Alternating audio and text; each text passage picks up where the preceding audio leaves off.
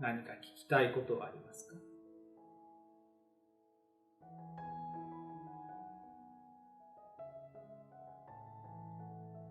さまざまな病気が現れ、そして人の思考は恐れを感じ、立ち向かおうとします。もちろん人の思考が病と立ち向かおうとすることにはいいも悪いもありません。思考がさまざまな対策を取ろうとすることも自由です。そしてその上でさまざまな病が起こっては消えていく。そしてまた新たに起こり去っていく。それは一体何が起こっているのか。そういった視点を持つことも重要です。そしてそれはあなたが実際にその病に対して対策をするということと同時に行うことができるのです。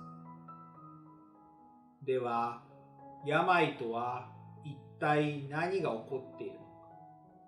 それは集合的な意識における寝返りやくしゃみや、また伸びに相当します。あなたという個人は人類という大きな集団の一部でもあります。そしてこの人類という大きな集団が一人の人だと考えてみましょう。この人は長い間この地球という星に住んでいます。そしてさまざまなものを見たり体験したりしてきました。ですが、その見たり体験したと思っているのはこの人類と呼ぶ人の内側で起こっていることです。ですが、この集合的な人類という体ではまるで自分の外側で起こっているものだと勘違いをしています。これは集合的な意識だけにとどまらず、個人個人でもよく起こっていることです。個人は人生でさまざまな体験をしてきたと思っています。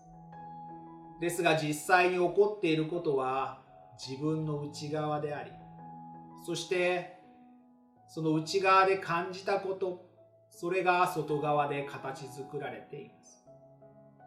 それを体験として、場合によってはトゲとして自分の内側に残しています。もちろんそれが悪いとかいいとかいう話ではありません。ただそれが起こり、そして残ったトゲはその個人にとって抜くことができるものであるという事実です。話を集合的な人類という人に戻しましょう。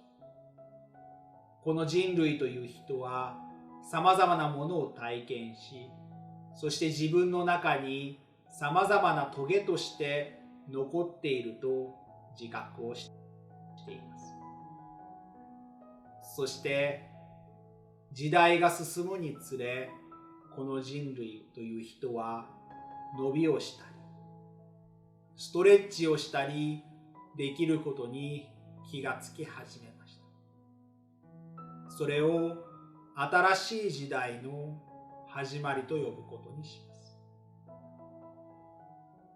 その新しい時代では、この人類という人は自分の内側に刺さったトゲを抜こうとしています。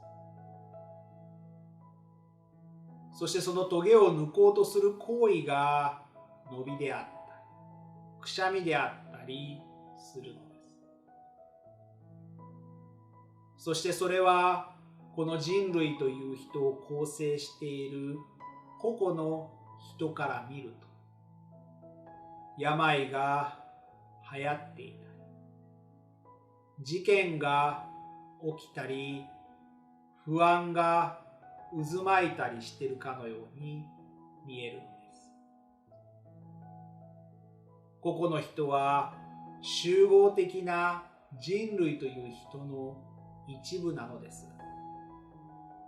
この一部であるがゆえに、この今抜こうとしている棘を不安や病として体験していると、そう感じています。